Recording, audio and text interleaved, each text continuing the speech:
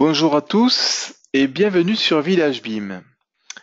Aujourd'hui, nous avons une guest star, à savoir Johan Cantrin, qui va nous faire une présentation sur ce qu'il a mis en place au niveau de le plugin Dynamo for Revit.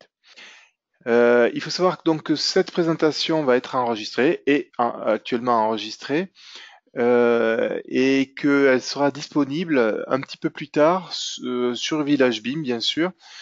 Et j'en profite avant de laisser la parole à Joanne, que Joanne aussi dispose d'un blog qui est très très intéressant, qui s'appelle BIM Nature. N'hésitez pas à vous abonner à ce blog.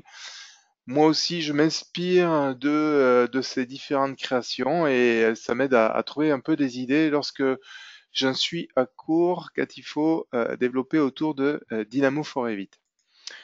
Voilà, on est à peu près à la moitié des participants inscrits qui sont logués maintenant.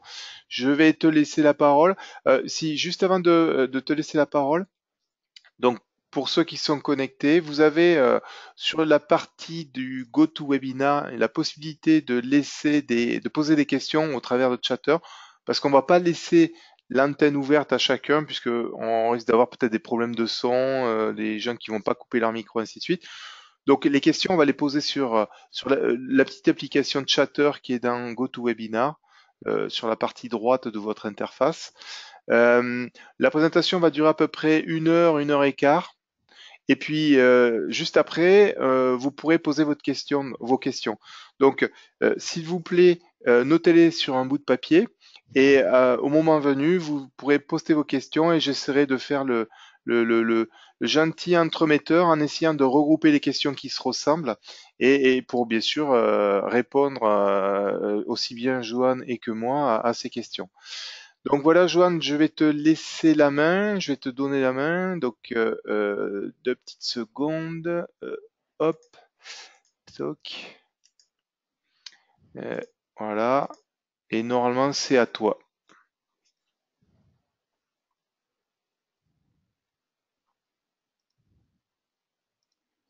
Ok. Est-ce que vous voyez mon écran? Alors, pour le moment, on voit ton écran. Voilà, là, on le voit maintenant. Alors, fais Ok, c'est attention, il y parfait. aura peut-être un peu de lag entre ce que tu es en train d'expliquer et ce qui est affiché à l'écran. Donc, je te dirai s'il y a un peu de décalage ou pas. Mais voilà, non, mais sinon je te dérangerai pas. Voilà. Bonne Ok, présentation. génial. Merci Olivier. Bonjour à tous. Merci de participer à ce webinaire. Moi, je suis Johan Cantrin. Je travaille pour Tech Data, qui est le distributeur européen pour les produits Autodesk. Moi, je suis spécialiste technique pour les produits architecture, ingénierie et construction. Et moi, je suis basé dans le Benelux. Mes tâches, oui, moi je suis, oui, souvent j'implémente des solutions Autodesk BIM chez des sociétés. Moi, je donne aussi beaucoup de formations et à ce moment-ci, je dois dire qu'il y a beaucoup de demandes pour les formations Dynamo. Donc, je donne beaucoup de formations Dynamo chez les clients. Donc, on voit vraiment que le Dynamo connaît un grand succès. Et si je donne une formation Dynamo, c'est 2 jours pour une formation de base. Et une troisième chose que je fais tout le temps, c'est le consulting chez les clients. D'abord, une petite leçon géographie. Moi, je suis belge et peut-être vous ne savez pas, mais en Belgique, il y a 3 langues officielles. En Est, on parle l'allemand, qui est une langue officielle. En Belgique, au sud, le français et au nord, le néerlandais. Et moi, je suis basé en Anvers, dans la partie néerlandophone, juste pour vous expliquer que mon langue maternelle, ce n'est pas le français, c'est le néerlandais. Et je dois être honnête, mon français est abominable, mais j'espère en tout cas que mon message pendant ce webinaire va être suffisamment clair. Je te Donc, remercie, Joanne. Je comprends tout ce que tu dis. Par contre, on voit ta fenêtre GoToMeeting. Est-ce que tu peux cliquer sur la flèche orange? la flèche orange. Voilà, celle-là, ouais. Ah, c'est mieux. Comme ça, oui, on aura tout l'écran. Allez, à toi. Merci, Olivier. Donc, d'abord, un petit mot sur Dynamo, petite introduction. Dynamo, ça veut dire programmation visuelle. Ça veut dire que dans Dynamo, on ne va pas taper le code comme on fait dans Visual Basic ou C Sharp ou C++. Non, on va jouer avec des fonctionnalités comme un enfant de 12 ans maintenant. Il fait presque chaque jour. Lui utilise ce logiciel qui est nommé Scratch 3D. Et ce qu'il doit faire dans ce logiciel, il doit jouer avec des blocs de fonctionnalités.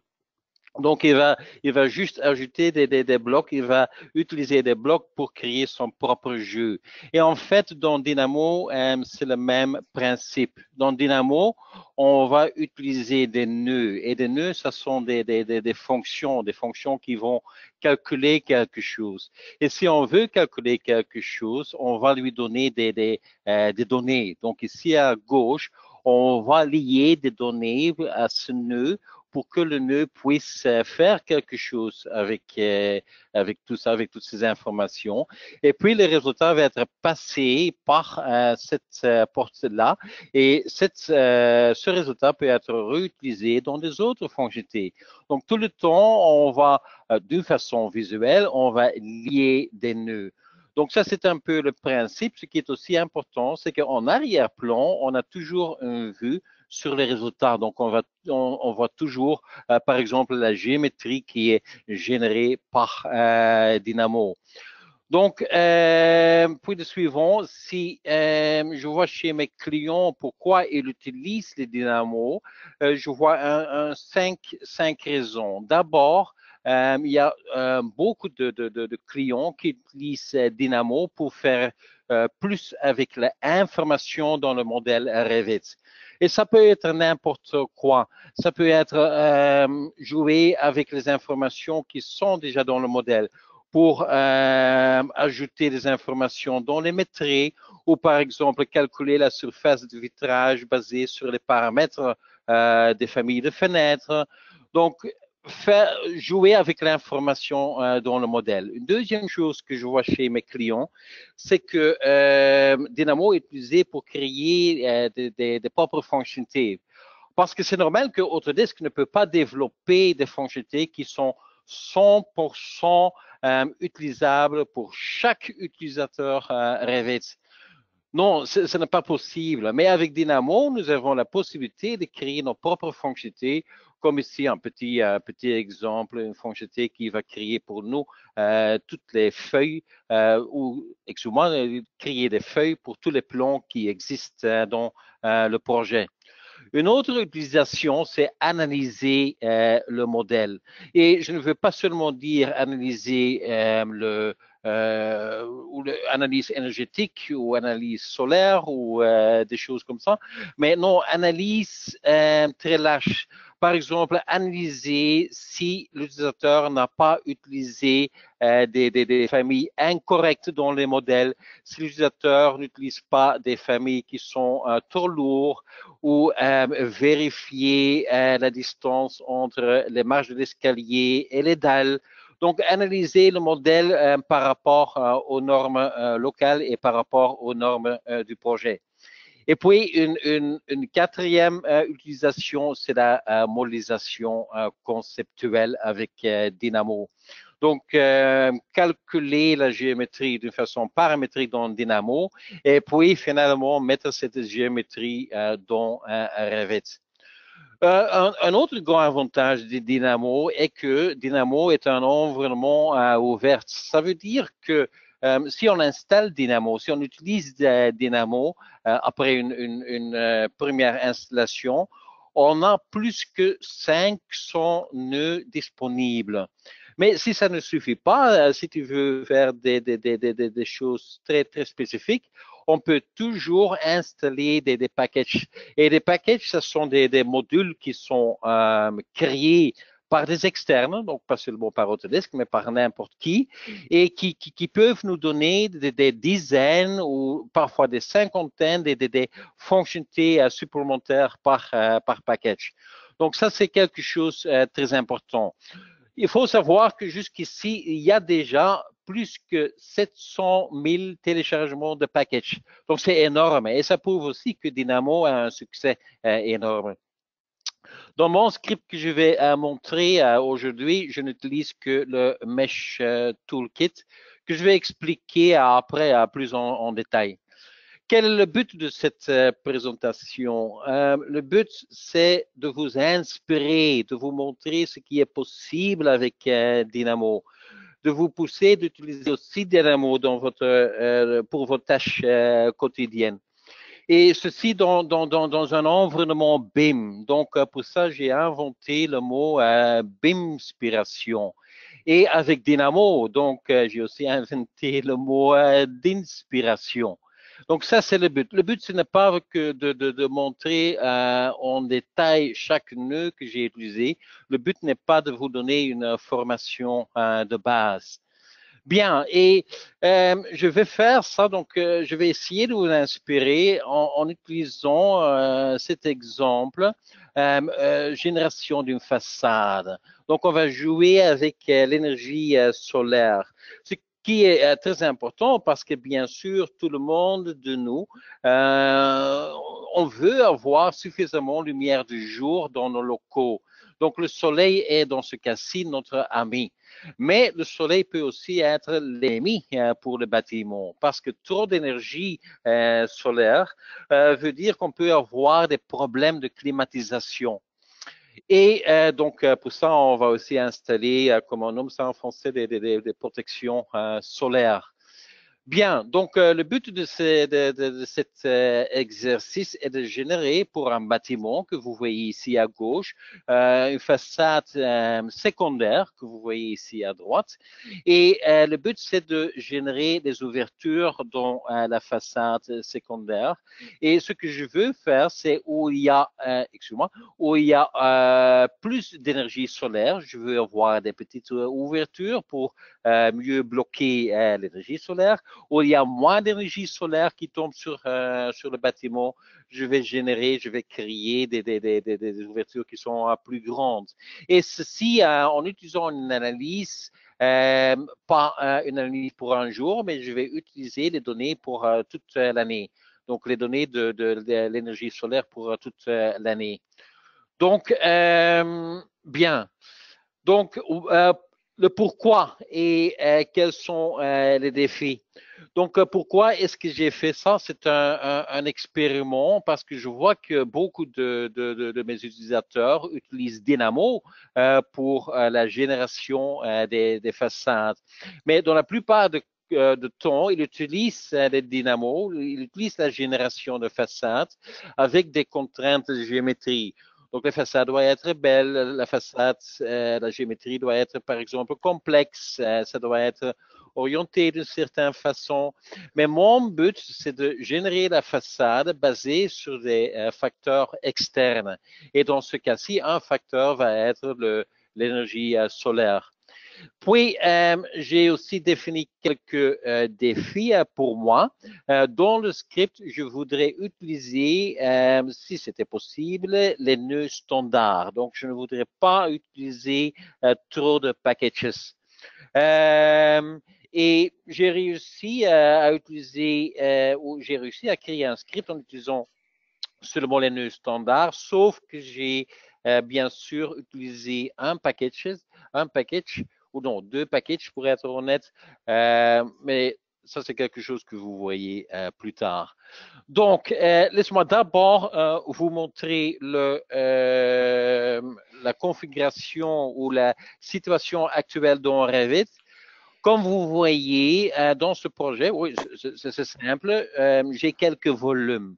Et j'ai un volume extérieur. Et ça c'est le volume sur lequel je vais générer la façade secondaire, donc avec les ouvertures rondes. À l'intérieur, j'ai le volume intérieur et ça, c'est la façade principale sur laquelle on va monter les murs rideaux, l'entrée du bâtiment, etc. Donc, ça, c'est un peu la configuration. Donc, on va avoir besoin des deux. Bien. Donc, d'abord, un peu le processus, très bref. Donc, je vais faire une analyse solaire et je vais utiliser les résultats dans Dynamo. Et ça va être le résultat. Donc, les points rouges, ce sont les zones où il y a beaucoup d'énergie solaire. Et pour ces zones, je vais générer, vous voyez ça ici, des petites ouvertures. Des petites ouvertures. Et dans les zones où il y a moins d'énergie solaire, je vais générer des ouvertures qui sont plus grandes. Bien. Donc, le but, en utilisant les données Revit sur le volume intérieur, je vais faire l'analyse solaire qui va me donner des résultats. Ouais, les points ici en couleur. Encore une fois, où il y a les zones rouges, où il y a beaucoup d'énergie solaire, là, je veux avoir plus d'ouverture. Donc, sur le volume extérieur, je vais générer la façade par rapport et les ouvertures. Et la taille des ouvertures, ça dépend de l'énergie solaire que j'ai calculée. Donc, ça, c'est en bref pour avoir à la fin cette façade. Mais le but ou le défi que je m'ai donné moi-même, c'était un peu plus difficile parce que je ne voudrais pas avoir les ouvertures n'importe où. Je voudrais utiliser en arrière-plan un certain type de géométrie et j'ai choisi d'utiliser des triangles. Pourquoi des triangles? Parce que les triangles, c'est la base de n'importe quelle géométrie dans le monde.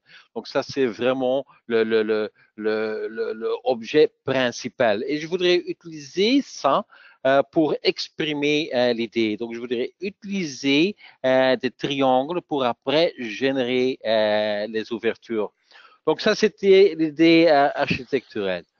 Donc, oui, c'est bien. Et puis, quand j'ai des triangles, je vais rechercher le centre de chaque triangle.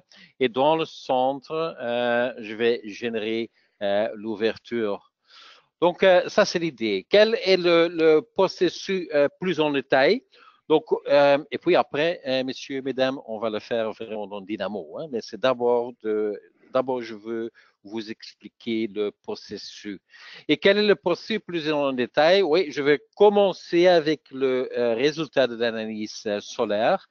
Puis après, oui, j'ai un petit problème, un défi, parce que dans les zones avec les points rouges, je veux avoir plus d'ouverture.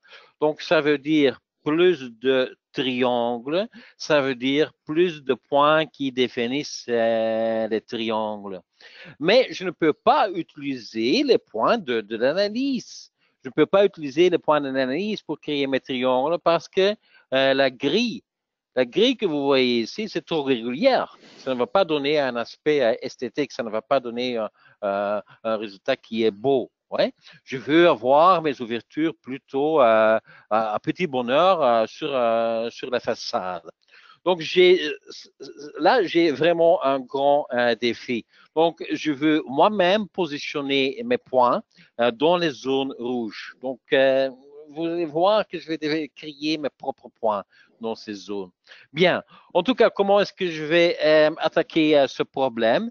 Ce que j'ai choisi comme solution, c'est de projeter en utilisant donc l'analyse de convertir les résultats de l'analyse dans un objet 3D plan. Et oui, je ne connais pas le terme en français très bien, mais on peut dire les collines ou les montagnes que vous voyez ici sur l'objet 3D, ce sont les zones avec beaucoup d'énergie solaire et les vallées, ce sont les zones avec moins d'énergie solaire. Et comme vous voyez, c'est vraiment une traduction de l'analyse dans un objet 3D. Et maintenant, tu peux te poser la question, mais Johan, pourquoi est-ce que tu fais ça? Tu es fou? Oui, parfois je suis un peu fou, mais les raisons pourquoi je fais ça, parce que maintenant, je peux couper la surface en trois. Juste en trois pour dire, oui, je veux travailler avec des zones que je dis, ça c'est beaucoup d'énergie solaire, en rouge. En bleu, ça c'est moins d'énergie solaire. Et si en vert, ça c'est moyenne. Ouais. Donc, ça sont les trois zones avec lesquelles moi, je veux travailler. Bien, maintenant j'ai les trois différentes zones, beaucoup d'énergie, moins d'énergie, moyenne énergie. Et puis je vais dire, OK, donc moi je ne peux pas utiliser les points de l'analyse ou utiliser les points d'analyse pour générer mes triangles. Non, je vais moi-même créer mes points. Et je vais dire, oui, pour les zones bleues, oui, les zones bleues, moins d'énergie solaire. Je ne veux pas avoir beaucoup de triangles parce que je veux avoir des grandes ouvertures. Donc, je vais créer une grille, un matrix avec des points, avec un intervalle qui est grande. Puis, je vais aussi créer une grille pour l'énergie solaire moyenne. L'espacement est un peu plus petit et encore un pour les zones avec beaucoup d'énergie solaire.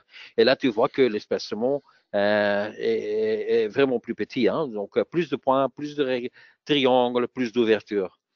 Donc, et puis à la fin, si on met tout ensemble, j'ai donc une collection de points euh, pour chaque que je peux utiliser pour chaque différente zone. Bien.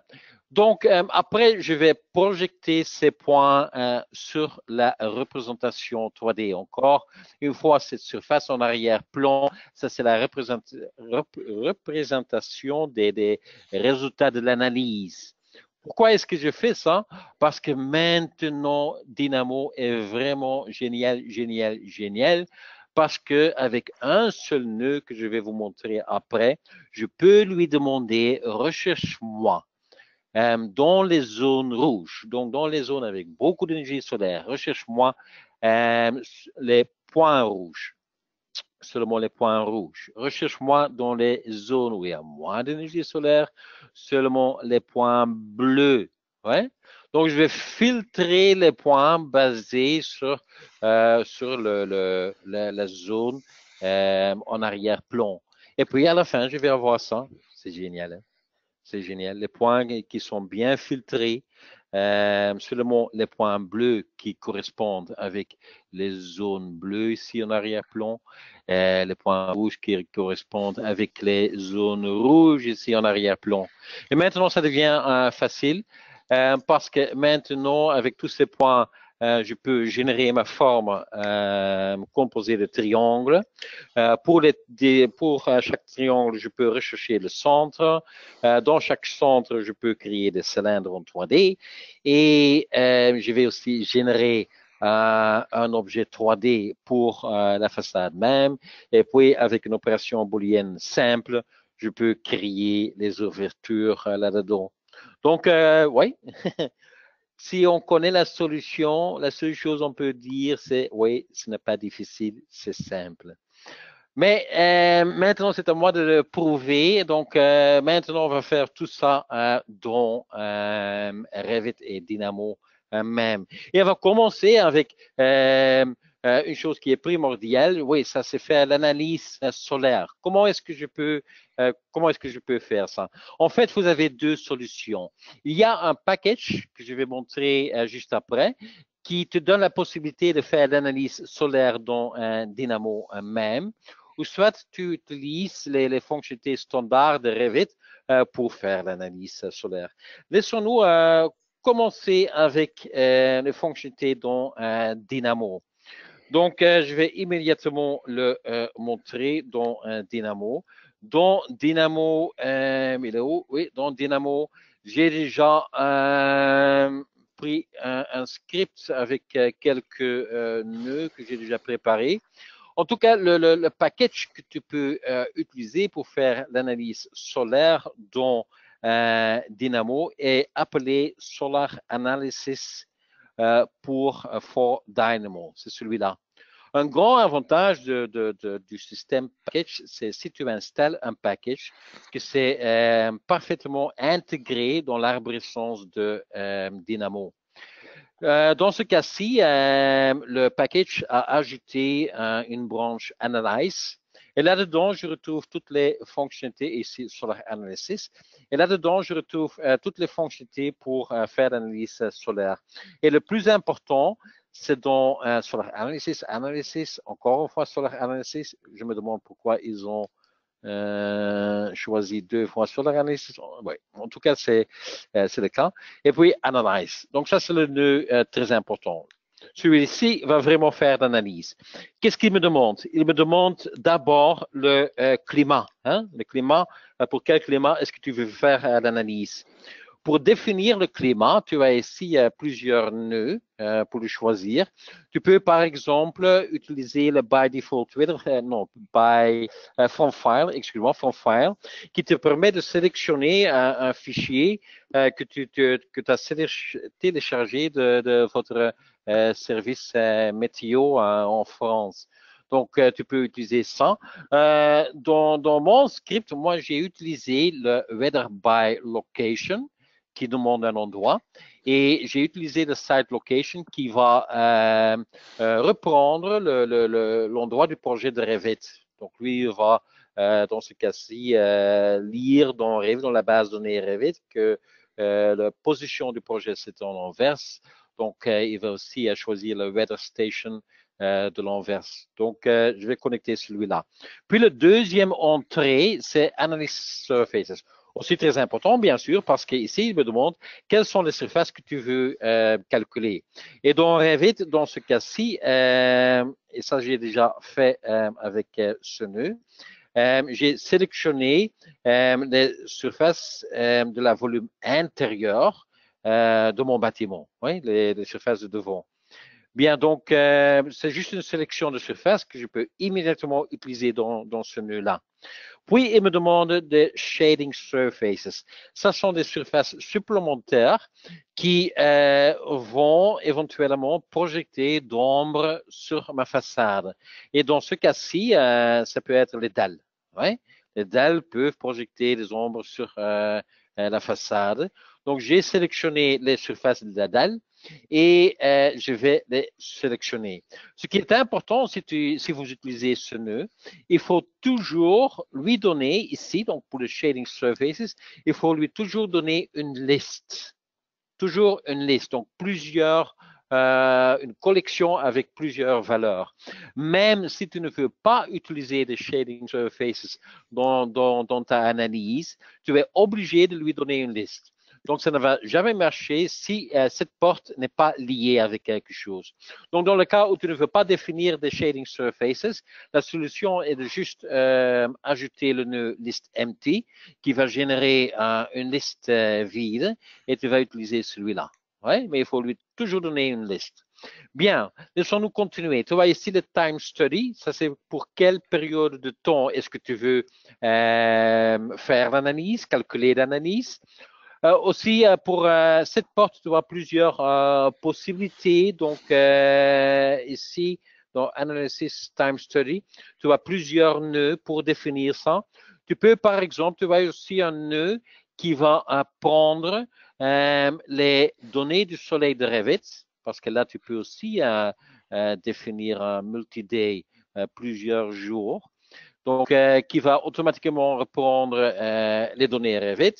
Dans mon script, j'ai défini la période manuellement. Donc, tout est possible. Ouais, donc, je vais lier ça.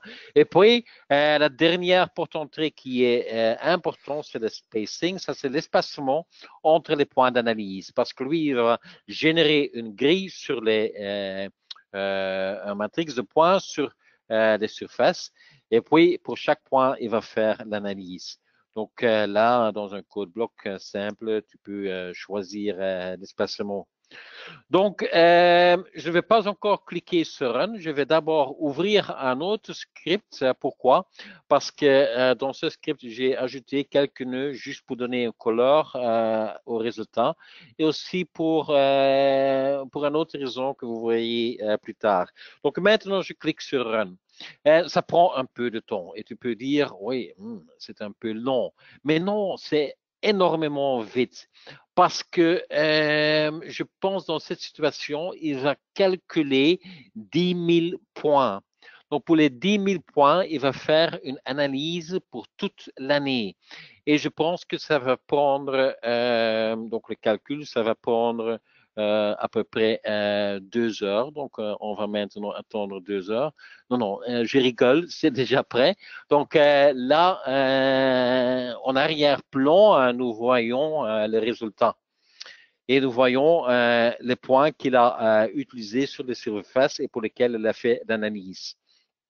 Mais ah oui, et qu'est-ce que le nœud calcule pour moi? Quels sont les résultats? Il me donne la dernière porte ici. Il me donne les points qu'il a analysés. Donc, il va vraiment aussi créer des points dynamo que vous voyez ici en arrière-plan.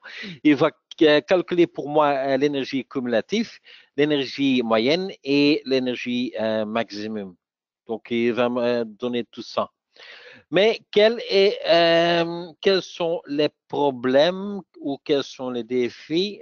D'abord, si on utilise le nœud Solar Analysis sur des faces qui sont uniformes, qui sont collinières, qui sont oui, simples comme ici, ça va très bien. Oui, ça va très bien. Mais si tu utilises l'analyse sur des surfaces complexes, comme j'ai ici, donc des surfaces qui sont pas collinières, dans ce cas-ci, j'ai même des courbes qui sont différentes en haut et en bas. Dans ce cas-là, parfois le nœud me donne des petits problèmes, comme vous voyez ici des bandes rouges et bleues et aussi là des bandes rouges et bleues. Encore une fois, sur les faces uniformes, collinéaires, toutes ces surfaces-là, ça marche très bien. Un autre problème que j'ai oui, dans mon exemple, dans mon expériment, c'est que l'analyse est faite par face. Donc, il va faire, autrement dit, il va générer des points pour la première face, il va générer des points pour la deuxième face. Mais ça veut aussi dire que s'il y a des points sur les bords, je vais avoir des points sur le bord pour la première surface, mais aussi des points au même endroit pour la deuxième surface. Des points doubles. Je sais que dans Dynamo, on peut filtrer ça, mais ça donne une autre complexité dans mon script. Un autre défi que j'ai avec cette configuration, c'est que la structure devient complexe. Il y a pour chaque face une liste dans cette face. Dans cette surface, il y a une autre sous-liste avec un autre sous-liste dans la première direction, la deuxième direction, blablabla. Donc, ça devient très complexe. Mais le plus grand problème que j'ai rencontré avec ce nœud, c'est que j'ai remarqué que les résultats pour les projets dehors les États-Unis, que les résultats ne sont pas toujours corrects si on a des surfaces complexes comme j'ai ici dans mon projet. Par exemple, dans mon projet, je dois avoir ici beaucoup d'énergie solaire et ici, il y a aussi des zones avec moins d'énergie solaire. Même chose de l'autre côté, ici, je dois avoir beaucoup d'énergie solaire et il m'indique ici qu'il y a moins d'énergie solaire. Donc, ce n'est pas vraiment 100% correct. Et pour les projets avec des surfaces complexes dans les États-Unis, ça marche mieux. Bien sûr, ça c'est mon expérience. C'est à vous à tester ça dans vos propres projets. Peut-être vous allez remarquer d'autres résultats. Donc moi, je m'ai demandé comment est-ce que je peux résoudre ce problème. Et moi, excusez-moi, ça c'était trop vite. Moi, je m'ai dit, oui, mais il y a aussi une analyse solaire dans Revit même. Et moi, je sais qu'il y a une option très importante dans cette analyse, notamment qu'on peut exporter les résultats dans un Excel. Et si j'ai tout ça dans le Excel, je peux les utiliser dans Dynamo. Laisse-nous voir comment ça marche. Donc, je vais ouvrir, non, je vais d'abord montrer comment cet outil marche dans Revit même. Donc, ça n'a plus rien à faire avec Dynamo. Donc, analyse solaire dans Revit est fait en utilisant l'onglet Analyze. Et puis, on a ici l'outil Solar Analysis qui est très simple à utiliser. Donc, ici, je vais lui dire que je veux sélectionner les faces à analyser moi-même. Donc, moi, je sélectionne maintenant les surfaces que je veux analyser. Et ce sont les surfaces devant lesquelles je veux générer façade secondaire, donc ceux-là. Et puis, je vais cliquer sur le bouton mettre à jour. Et maintenant, le grand magique, après quelques moments, j'ai déjà les résultats dans la vue Revit même. Ça prend un peu de temps. Oui, mais ça sont les résultats qui sont vérifiés. Donc, c'est une analyse vérifiée, certifiée. Donc, ce sont des résultats corrects. Et si tu as un petit menu déroulant, ouais, et dans ce petit menu déroulant, tu peux aussi dire, je veux voir les résultats cumulatifs, moyennes ou le maximum. Ça n'importe maintenant, mais ce qui est intéressant, c'est ici, l'export. Ici, tu peux exporter les résultats dans un fichier que tu peux ouvrir dans Excel. Et je vais vous montrer le résultat dans Excel. Donc, c'est génial. Donc, j'ai tout ça dans Excel, analyse solaire de Revit dans Excel, avec ici les totaux. Mais ici, ça devient intéressant pour nous. Ici, nous voyons les résultats par point d'analyse, parce que aussi c'est utile à créer une grille sur les surfaces avec beaucoup de points. Et par point, elle a fait l'analyse. Et ici, avec la valeur énergie solaire. Et ici, les coordonnées X, Y, Z. Ouais. Donc ça, c'est vraiment très intéressant parce que ça veut dire avec ces données, je peux recréer les points dans Dynamo. Et ce qui est bien sûr intéressant, c'est que par point, j'ai aussi la valeur ou le résultat de l'analyse. Bien, donc on va utiliser ça dans Dynamo. Donc je vais reprendre mon meilleur ami Dynamo et je vais ouvrir ce script là. Ouais. Donc, ici dans le groupe vert, j'ai inclus tous les nœuds pour écrire l'Excel. Ce qui n'est pas vraiment très difficile. Je vais déjà cliquer sur Run pour que je puisse vous montrer les résultats en même temps. Donc, ici, je sélectionne le fichier que j'ai créé depuis Revit.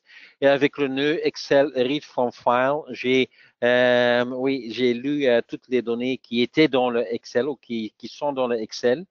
Mais comme vous avez vu dans le Excel, les 14 premières lignes ne sont pas intéressantes pour moi parce que la seule chose qui m'intéresse, ça c'est la liste avec les points de calcul, avec leurs valeurs et leurs coordonnées. Donc, ce que j'ai fait, j'ai supprimé les 14 premières lignes. Et puis, avec le Get Item at Index, je lui ai dit, je ne veux que utiliser la deuxième colonne, donc index, ça c'est index 0, donc je veux utiliser colonne index 1,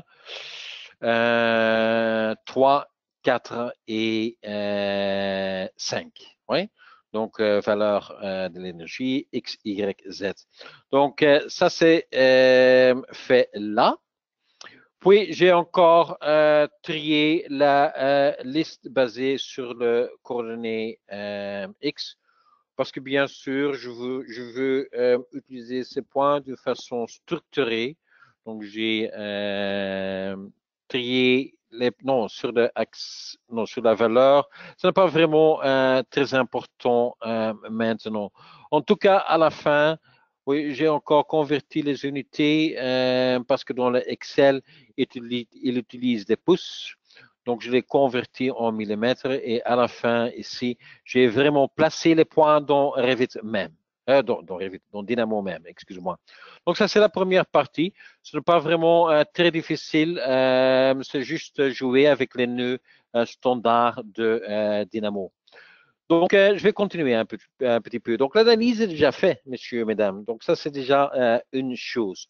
Une deuxième chose que j'ai fait dans mon script, c'est que j'ai converti les faces individuelles de mon volume Revit dans une seule surface dynamo.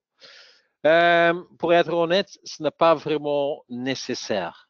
C'est juste pour faciliter ma vie. Et pourquoi? Parce que après, je vais encore utiliser cette surface pour convertir les résultats de l'analyse dans un objet 3D. J'ai besoin de cette surface pour générer mes points. OK, tu peux faire ça si tu as différentes surfaces, mais oui. Moi, personnellement, pour moi, ça me semblait plus facile de le faire avec une seule surface. Comment est-ce que j'ai fait ça? Je vais ouvrir un autre script, celui-là. Là-dedans, je n'ai juste gardé les nœuds que je voudrais vous montrer maintenant. Et qu'est-ce qu'on a ici? Je commence en sélectionnant les faces du volume extérieur et les faces du volume intérieur. Parce que je veux créer une surface pour le volume intérieur et une seule surface pour le volume extérieur. Donc, pour ça, les deux sélections. Et puis, après, comment faire? Ah, j'ai juste dit dans mon script, je vais sélectionner dans Revit tous les niveaux. Tous les niveaux. Génial. Et je demande la hauteur de chaque niveau. Et sur cette hauteur, donc autrement dit, sur chaque niveau de Revit, je vais créer un plan. Et un plan dans Dynamo, c'est juste un plan de construction. Hein. Tu peux le comparer dans Revit avec la ligne de référence dans les familles que tu peux utiliser ou les plans dans une famille Revit. En tout cas, ici, vous voyez les plans Dynamo. J'ai juste dessiné un rectangle sur chaque plan pour bien vous montrer le but. Donc, ça sont les différents plans. Et maintenant, je vais utiliser un bouton, un nœud qui est vraiment très important dans un Dynamo, qui est Geometry Intersect, qui va générer l'intersection de deux géométries. Et si je vais calculer l'intersection entre un plan qui est plate, que tu peux comparer avec une surface, et une autre surface, oui, ça donne des lignes. Ouais. Donc, il a maintenant généré des différentes courbes pour les surfaces Revit originelles. Mais bien sûr, Détail, à la fin, Joanne, ouais. petit détail, précise les trois petites croix dans ton Geometry Intersection que c'est du produit vectoriel ou cross product. Ah oui, ça c'est C'est ici petit. j'ai dit. Ah, tu l'as Ouais, dit? ouais, ouais, Pardon. ouais, ouais. Ouais, Excuse-moi. là. Ici, j'ai dit, oui, je lui donne une liste avec 6 plans, les 6 niveaux que j'ai dans Revit, les 6 plans de Dynamo, et je lui donne une liste avec les différentes surfaces. Donc, une liste avec les deux surfaces, ce sont les deux surfaces de le volume extérieur, et j'ai ici une liste avec les 8 surfaces du volume intérieur. Maintenant, je veux créer, je veux calculer, je veux générer une intersection entre ces deux listes, entre les plans et les surfaces. Mais ce que le comportement par défaut, c'est un par un. Hein. Il va prendre la première entrée avec la première entrée là, etc. Et puis, il arrête. Ici, avec le lacing, je vais lui dire avec le cost product, qu'il doit utiliser n'importe quelle combinaison. Ça veut dire chaque surface là doit être combinée avec chaque plan là. Donc, calcule-moi l'intersection entre cette surface et tous ces plans-là, cette surface et tous ces plans-là. Et de cette façon, j'ai toutes les courbes, différentes courbes, une courbe qui est ici, une courbe qui est là, une courbe qui est là. Donc, pour chaque phase de Revit, j'ai maintenant une courbe. Donc, ça, c'est un principe de base qui est vraiment très important dans un Dynamo, le lacing avec le cross product qui est souvent utilisé. Bien, donc, oui, on peut continuer, mais encore une fois, ce sont différentes courbes. Comme vous voyez ici, tu vois, beaucoup de courbes pour les différentes élévations. Oui, avec ça, je ne peux pas travailler. Donc, ce que j'ai fait, j'ai généré pour chaque élévation avec le polycurve by joint curve, je n'ai que créé une polycourbe que je peux montrer comme ça et je vais aussi rendre invisible les différents numéros. Ouais, différents numéros. Ouais, bien, bien. Mais comme vous voyez ici, il va retenir les courbes qui étaient à l'origine.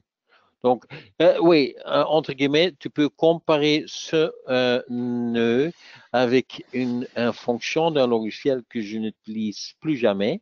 C'est AutoCAD, parce que dans AutoCAD, on a aussi le Polyline Edit avec la sous-option joindre. Olivier, dans la AutoCAD français, je ne sais pas.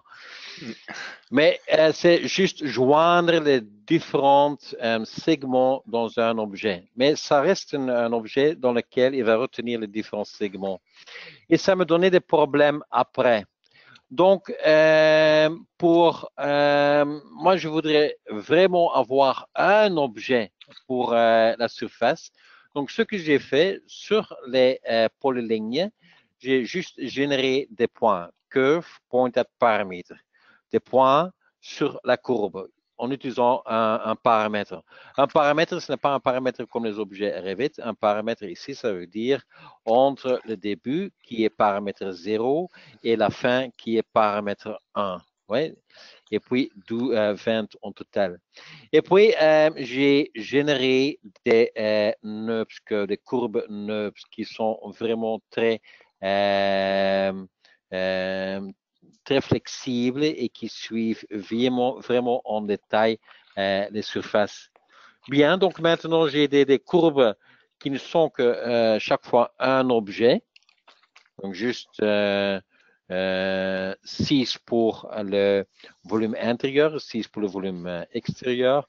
Et puis maintenant, ça devient très facile parce qu'avec un seul nœud, le surface by loft, je vais générer une surface by loft, donc en utilisant des segments.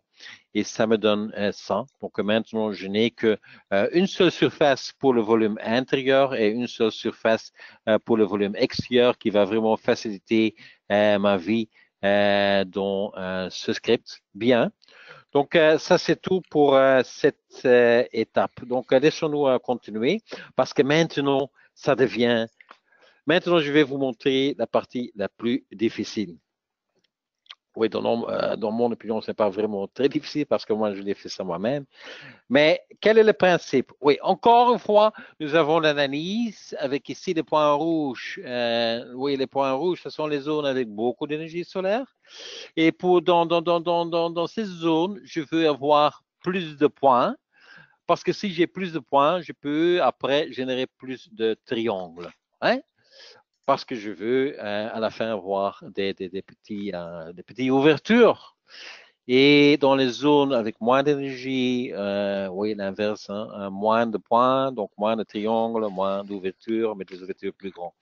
Je ne peux pas, encore une fois, ça c'est important, je ne peux pas utiliser des points d'analyse comme centre pour mes ouvertures parce qu'il y en a trop et ils sont trop réguliers. Je veux moi-même définir un pattern pour les petits triangles dans les zones rouges. Comment est-ce que je vais attaquer ce problème? Oui, il y a deux solutions. Hein. Soit tu utilises les mathématiques, mais comme j'ai déjà dit, moi je viens de la Belgique et comme vous dites en France, je ne suis qu'un petit Belge. Donc moi je n'ai pas la connaissance d'utiliser les mathématiques pour résoudre ce problème. Une autre solution, c'est la solution géométrique. Je vais utiliser géométrie pour résoudre mon problème. Et ça, je vais faire. Et maintenant, messieurs et mesdames, le grand truc de Johan pour résoudre le grand problème. Qu'est-ce que j'ai fait? Donc, encore une fois, je veux avoir pour les zones rouges des points, pour les zones vertes des points et pour les zones bleues des points qui vont servir comme centre pour mes ouvertures. Ma solution était la suivante. D'abord, je vais projeter mon analyse sur un plan plat. Puis, je vais utiliser les valeurs de l'analyse, donc vraiment l'énergie solaire, de chaque point pour déplacer chaque point. Et qu'est-ce que nous avons maintenant? Nous avons maintenant une représentation 3D de l'analyse solaire. Waouh, génial. Mais des points comme géométrie, ouais, ça me donne pas beaucoup de possibilités. Des points, ça ne sont que des points. Donc, qu'est-ce que j'ai fait? J'ai utilisé ces points pour générer une surface 3D. Donc, ça, c'est vraiment une représentation de l'analyse solaire. Bien, on va commencer avec ça. Ça, c'est déjà un grand pas qu'on va prendre. Donc, je reviens dans Dynamo et je vais prendre celui-là. Hein, oui, celui-là. Bien, là-dedans, oui, les groupes qu'on a déjà vus, vous vous souvenez, ici en orange. Oui, convertir les différentes phases de Revit dans une seule surface, je ne pense pas que c'est vraiment nécessaire. Je pense que tu peux créer un script sans. Ici en vert, le groupe avec tous les nœuds pour lire le Excel et créer les points dans Dynamo. Bien. Et puis, on continue avec le groupe ici en vert. Hein. Donc, je vais déjà cliquer sur Run. Donc, on va commencer avec la situation précédente. Donc, ça, on a vu. Donc, les points qui étaient donc le point d'analyse et la surface simple du volume intérieur. Bien. Oui, avec donc ça c'est la surface. Oui, ça c'est juste un nœud Object Identity. Ça c'est un nœud qui fait rien. C'était le meilleur nœud dans Dynamo. Il va juste prendre l'entrée, il fait rien et il passe le résultat à un autre nœud. Mais ça j'utilise souvent pour expliquer des scripts parce que ça me donne la possibilité de juste rendre visible celui-là.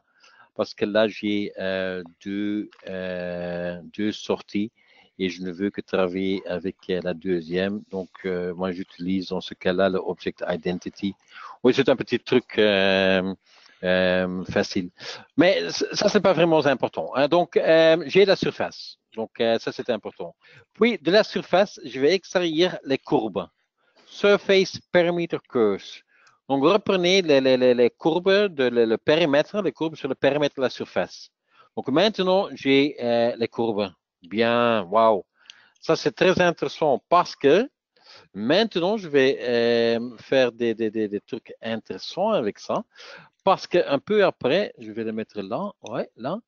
Parce que, encore une fois, je veux avoir une représentation plate. Donc, ce que j'ai fait, j'ai généré encore une fois un plan de construction sur l'axe Y. Pour savoir où ce plan est situé, j'ai créé un petit rectangle pour que vous puissiez voir. Oui, ça c'est le plan. Oui, bien. Donc, ça c'est oui, ça c'est simple comme bonjour. Maintenant, j'utilise le nœud Curve Project. Donc, projeter une courbe sur une autre géométrie. Donc, la courbe, oui, ça c'est le périmètre de la surface. Et puis, sur quel objet? Oui, sur le plan. Dans quelle direction? Oui, dans la direction de l'axe Y. Et je vais le rendre visible. Et vous voyez une projection du périmètre sur un plan. Bien sûr, avec des lignes, je peux rien faire. Donc, un peu après, ici, le Surface by Patch, il va le remplir avec une surface 3D. Maintenant, j'ai une surface 3D. Génial, génial, génial. Donc, maintenant, on peut commencer à faire des trucs intéressants. Et qu'est-ce que je vais faire? Qu'est-ce que je vais faire? Oui, le but, n'oubliez pas, le but, c'est d'avoir cette représentation 3D de l'analyse. Donc, je vais projeter, encore une fois projeter, mais maintenant une autre variante, Surface Project Input Onto. Donc, projeter sur une surface une autre géométrie. Donc, la surface sur laquelle je vais projeter quelque chose, oui, ça c'est la surface que je viens de créer ici en arrière-plan. Qu'est-ce que je vais projeter sur cette surface? Oui, les points d'analyse. Ouais. Et dans quelle direction? Encore une fois, l'axe Y. Oui, ça c'est cette direction. Bien. Oui, je peux déjà montrer ça. Oui, check. Donc, tous les points projetés sur le plan plat. Donc, première phase de ma solution géométrique. Bien, maintenant, donc encore une fois, je vais avoir une représentation 3D de l'analyse. Donc, je vais déplacer chaque point avec sa valeur énergétique. Donc, tu te souviens que j'ai lu ici dans l'Excel, hein, le groupe FERT, ça c'était lire toutes les données de l'Excel. Et ici, j'ai pris les valeurs de l'énergie qui était dans l'Excel. Hein. Donc, ouais, mon Excel est planté, je vois. En tout cas, donc ça c'était la colonne avec les valeurs énergétiques solaires. Donc, je reviens. Donc, ici, donc, on continue. Translate. Donc, encore une fois, translate. Il va déplacer chaque point avec la valeur que j'ai manipulée un petit peu. Je ne veux pas l'avoir dans une échelle 1 sur 1. Donc, j'ai modifié l'échelle un petit peu parce que l'échelle, ça n'a pas d'importance. Sur l'axe Y, bien, on va voir. Donc, maintenant, j'ai mes points dans le 3D. Donc, une représentation des points 3D de mon analyse solaire. Encore une fois, je ne peux rien faire avec des points parce que les points, ce sont des objets. Oui, un point, ce n'est qu'un point. Donc, à travers les points, j'ai dessiné des courbes NURBS. Bien. Et ça sont maintenant des segments que je peux utiliser pour générer une surface 3D. C'est si simple comme ça. Donc, c'est vraiment simple comme bonjour. Ouais. Et ici, ouais, je ne connais pas le mot correct en français. J'espère que vous me comprenez. Mais ici, les montagnes ou les collines, ce sont les zones avec beaucoup d'énergie. Ici, les vallées avec moins d'énergie. Et maintenant, on peut faire des choses très, très, très intéressantes. Parce que, quelle est ma philosophie maintenant? Oui, moi, je veux, quand on fait le but, c'est d'avoir les différentes tailles d'ouverture dans ma façade. Je vais diviser cette représentation en trois, juste en trois, pour que avoir trois différentes surfaces. Ouais, c'est tout. Une surface ici montée en rouge. Ouais, je pense que vous le comprenez déjà. Une surface ici en rouge pour les zones avec beaucoup d'énergie solaire. Ici, la surface en bleu. Ça, c'est la surface avec moins d'énergie solaire vers moyenne. Bien. Donc, je vais vraiment couper la surface en trois. OK, on va le faire. Messieurs et mesdames, grande surprise parce que, encore une fois, si on a trouvé la solution, ce n'est pas vraiment difficile. Donc, encore une fois, ici, le groupe en orange, ça on a vu, créer une surface depuis les différentes surfaces Revit. Ici, en vert, c'est lire les données de l'Excel. Ici, en gris, tu te souviens, ce sont les nœuds pour projeter le périmètre et pour générer, je vais déjà cliquer sur Run, et pour générer la représentation 3D de l'analyse. Ça, on a déjà vu. Ça, on a déjà vu. Donc, c'était ça. Ouais. Et maintenant, on continue avec ça. Donc, ici. Je vais d'abord aussi montrer la surface avec laquelle on a commencé. Tu te souviens, ça c'est la surface plate avec laquelle on a commencé. La surface sur laquelle on a projeté les points de l'analyse. Donc ça, c'était une chose qu'on a fait dans le script précédent. Qu'est-ce que je vais maintenant faire? Oui, je veux couper ma représentation 3D en trois. Et je vais le faire avec trois objets 3D, avec trois cubes ou presque cubes. Et comment est-ce que je vais créer mes objets 3D qui vont couper ma surface, ma représentation d'analyse? Ah, très simple. Je vais continuer à utiliser ce plan-là, cette surface-là. Je vais juste déplacer ce plan 3 fois. Tu vois ici, j'ai déplacé ce plan 3 fois. Donc ça, c'est le plan originel ici à droite. Et puis, je l'ai déplacé 3 fois. Bien. Et maintenant, tu te demandes pourquoi est-ce qu'il fait ça. Parce que je vais aussi donner une épaisseur, surface thicken. Donc, convertir une surface dans un objet 3D. Donc, maintenant, j'ai 3 objets. Ce n'est pas bien visible, donc pour l'expliquer plus facile, j'ai ici ajouté quelques nœuds pour donner une couleur à chaque objet. Donc ici, vous voyez les 3 objets que j'ai créés. 3 presque cubes. Ouais? Une cube qui va couper la surface pour avoir une surface qui représente l'énergie solaire haute et puis une qui va générer une surface pour énergie solaire basse, etc., etc. Bien, ça c'est un peu tout, sauf que j'ai ici inclus un code bloc avec un peu de mathématiques. N'oubliez pas, c'est facile, hein, c'est fait par un petit Belge. C'est juste un petit calcul pour calculer l'épaisseur. Parce que dans mon opinion, l'utilisateur, si je reviens une fois dans la présentation, dans mon opinion, l'utilisateur doit lui-même décider ce que lui considère comme la zone avec beaucoup d'énergie, ce que lui considère comme la zone avec basse énergie solaire. Donc peut-être un utilisateur va dire oui, pour moi c'est seulement cette partie que je considère comme haute énergie. Donc là je veux avoir des petites ouvertures et entre ces deux-là ça doit tout être verte. Donc des ouvertures qui sont un peu plus grandes. Ou peut-être un autre utilisateur va dire, oui, mais pour moi, je veux que la surface bleue doit être plus grande. Parce que moi, je veux avoir plus d'ouvertures qui sont plus grandes. Pour ça, j'ai inclus dans mon script la possibilité de choisir ici avec 2 paramètres la rangée de la partie haute énergie et la rangée de la partie basse énergie.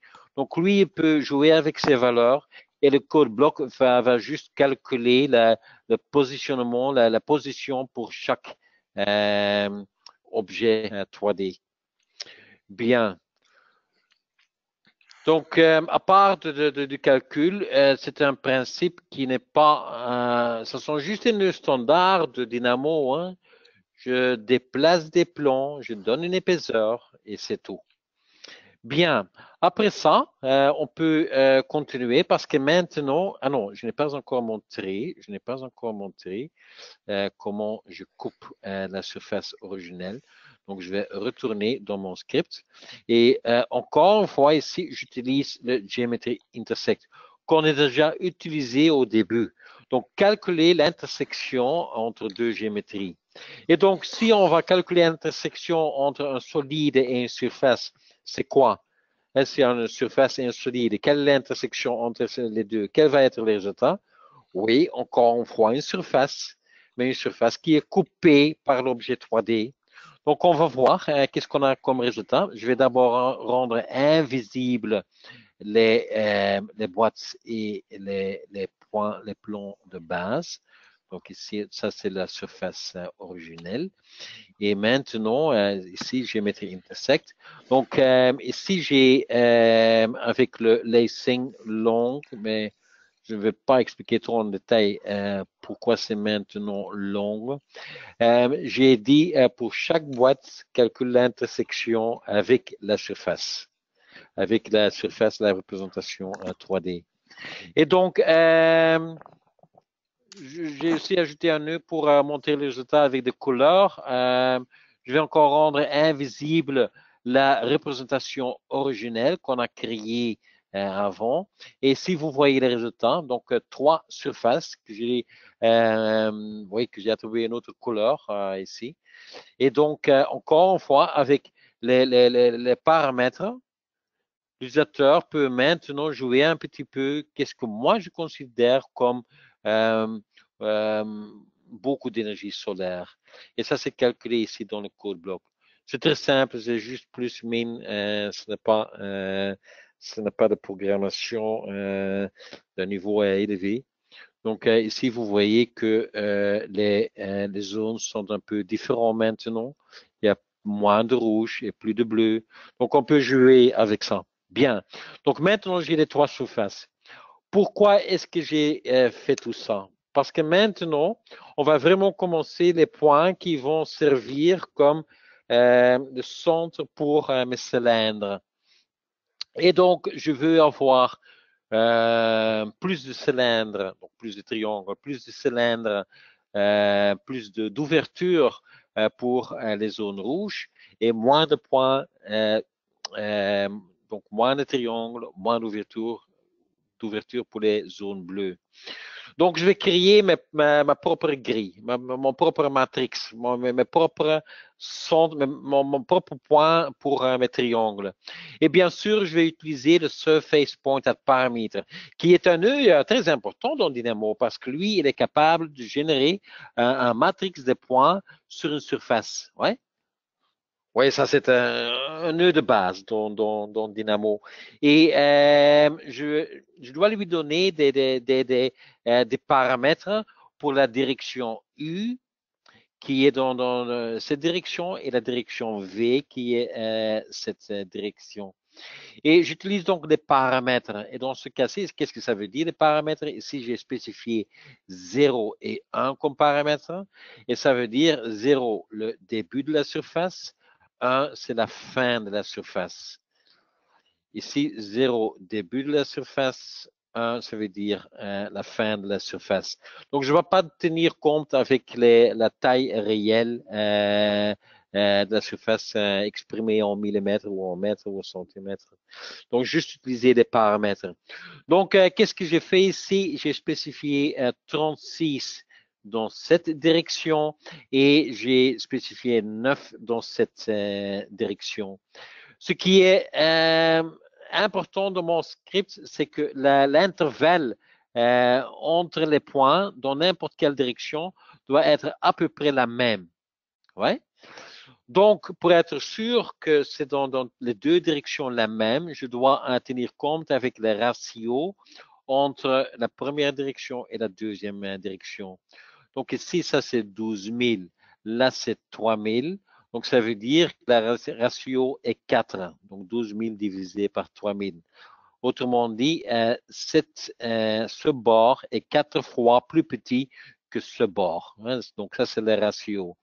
Donc, si je vais utiliser 36 points dans cette direction, je dois diviser 36 par 4.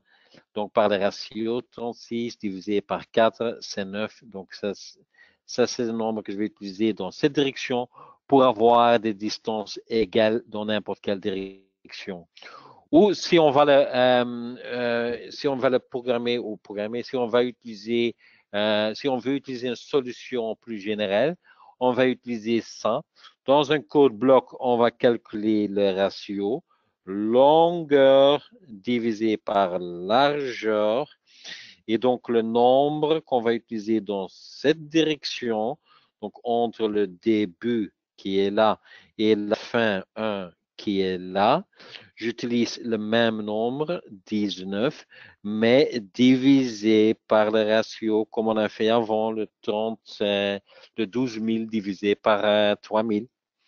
Bien sûr, ce n'est pas la solution, ce n'est pas une solution 100% parce que si j'ai un ratio qui ne donne pas un entier, mais avec des décimales, le point à paramètre ne peut jamais mettre ici, oui, je vais mettre des points et je vais mettre 4,3 points sur la surface. Oui, ça ne va pas, oui, ça c'est clair. Donc lui, il va automatiquement arrondir. Donc il va mettre 4 points. Mais je peux vivre avec ça dans mon script, ça ne doit pas être 100% le même. Mais donc, ça, c'est un peu la technologie que j'ai utilisée pour créer le matrix des points. Et encore une fois, je vais créer un matrix de points avec un grand intervalle que je vais utiliser pour les zones bleues. je vais créer un intervalle pour les zones vertes qui est l'énergie moyenne et un gris avec point rouge avec un petit, oui, l'intervalle est vraiment réduit. C'est beaucoup de points, beaucoup de triangles, beaucoup d'ouvertures. Donc là, bloquer l'énergie. Et ce que vous voyez aussi, c'est que avec des nœuds que j'ai créés moi-même, je suis maintenant sûr que les points ne sont pas trop réguliers. Donc, ce n'est pas linéaire. Ils ont une position un peu au pif, hein, un petit bonheur. Oui. Et ça, c'est intéressant pour générer une forme triangulaire qui est, oui, qui est beau. Et donc, à la fin, on va rassembler tout dans une collection. Bien, on va le faire maintenant. Oui, ça, c'est un script simple à expliquer. Dans ce cas-ci, je vais ouvrir celui-là. Bien. Donc, encore une ce sont tous les groupes qu'on a déjà fait. Donc, on va continuer là. La seule chose que je vais commencer avec ces nœuds-là. Surface point at parameter. Ça, c'est vraiment le nœud que je viens d'expliquer dans mon PowerPoint. Générer des points sur la surface, entre le début et la fin. Pour l'expliquer plus facilement, j'ai ajouté quelques nœuds pour donner une couleur, ouais, que vous voyez bien les résultats. Donc ça, c'est le premier surface point at parameter. Ça, c'est le deuxième, mais avec des couleurs, oui, en vert. Et ça, c'est le troisième. Tout le monde qui a déjà utilisé Dynamo, ils sont d'accord que ce sont des nœuds oui, qu'on apprend dans la première leçon Dynamo. Point at parameter, donc ce n'est pas facile. À part de ça, j'ai ajouté quelques nœuds parce que, encore enfin, je ne voulais pas avoir une position régulière. Donc, j'ai créé mes propres nœuds pour repositionner un petit peu ces points-là. Ouais. Je ne vais pas plonger trop en détail pour faire ça. C'est juste un peu un repositionnement de ces points. Et si dans le code bloc, pourquoi ce code bloc? Parce que ici, je vais vraiment calculer le nombre. Parce que moi, je veux que l'utilisateur peut aussi choisir le nombre. Je vais montrer ça. Donc, je vais d'abord rendre invisible ces deux-là. Je ne veux que garder les points bleus. Et donc, quel est le but? C'est qu'avec les inputs ici, que l'utilisateur peut dire, ouais, dans les zones où il y a moins d'énergie solaire, je veux quand même avoir plus de points. Ouais. Je veux que les triangles ne sont pas trop grandes. Je ne veux pas que les ouvertures sont trop grandes. Donc là, il peut jouer avec oui, oui, la densité de chaque niveau. Donc pour la basse, basse, niveau moyenne et le haut niveau. Et j'ai aussi inclus ici un paramètre avec lequel il peut choisir le facteur oui, la position au petit bonheur. Donc là, il peut encore choisir le random, la position random des points, ce qui est vraiment bien visible si je montre les points rouges. Ouais.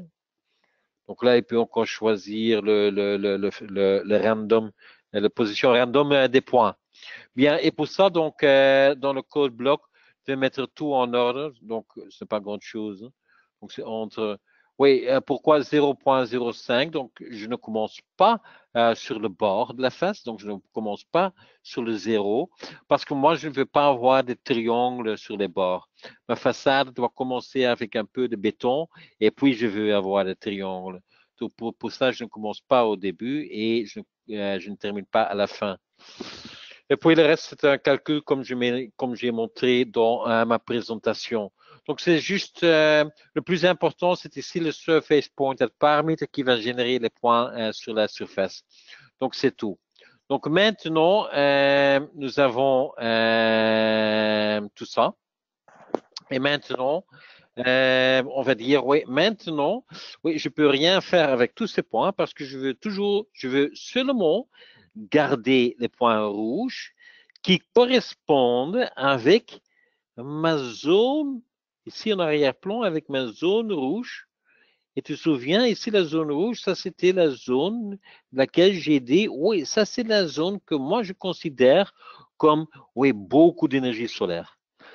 Excuse-moi. Même chose pour les points bleus et points verts. Donc, pour filtrer les points rouges ici, qui correspondent avec la zone rouge, je vais faire un pas intermédiaire. Je vais projeter ces points sur la surface. Bien. Maintenant, les points sont projetés. Pourquoi est-ce que je fais ça? Parce que, encore une fois, avec un nœud très simple, je peux maintenant lui demander, cherche-moi l'intersection, non, cherche-moi ou vérifiez pour moi s'il y a une intersection entre ce point-là et la surface rouge, oui ou non. Faites la même chose pour tous les points. Même chose pour les points bleus. Est-ce qu'il y a des points bleus qui intersectent avec la surface bleue? Donc, encore une fois, on va utiliser le nœud magique géométrie intersect. Et puis, avec cette connaissance, je peux filtrer les points que j'en ai besoin. Donc, on va faire ça dans Dynamo. Donc, bien. Johan, Celui-là. Johan, Oui. on est à 1h15 déjà. OK, ouais. Donc, en vitesse, bien. Donc, ici, je vais d'abord cliquer sur Run.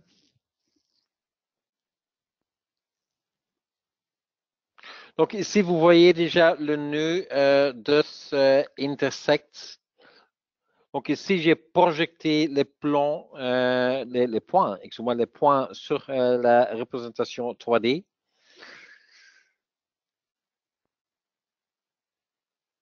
Prend un peu de temps pour calculer. Oui, il est là. Donc, ici, donc ça, c'était la collection des points qu'on a calculés avant.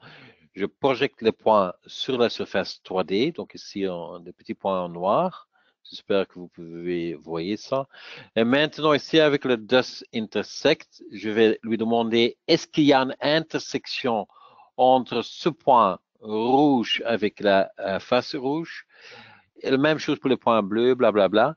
Et finalement, il va me filtrer les points dans la collection originelle, donc avec le filtre by Boolean Mask, je filtrerai dans cette collection les points qui ont une intersection là. Donc maintenant, j'ai les points bleus qui correspondent avec la surface bleue. J'ai les points rouges qui correspondent avec la surface rouge et la même chose pour les points verts. Et maintenant, je peux continuer avec ça. Et je peux créer une forme triangulaire avec ça. Bien. Donc, j'ai filtré les points. Oui, une chose, je ne vais pas le montrer maintenant. N'oubliez pas que on est en train de travailler sur le volume intérieur. On va passer à la volume extérieur.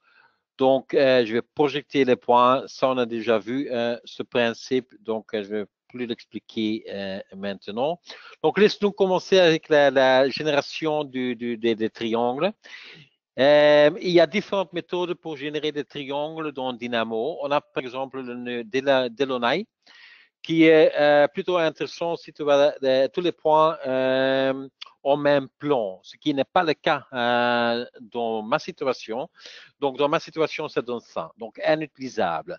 Il y a aussi le Voronoi qui ne va pas vraiment générer des triangles, mais autour des différents points, il va générer des formes.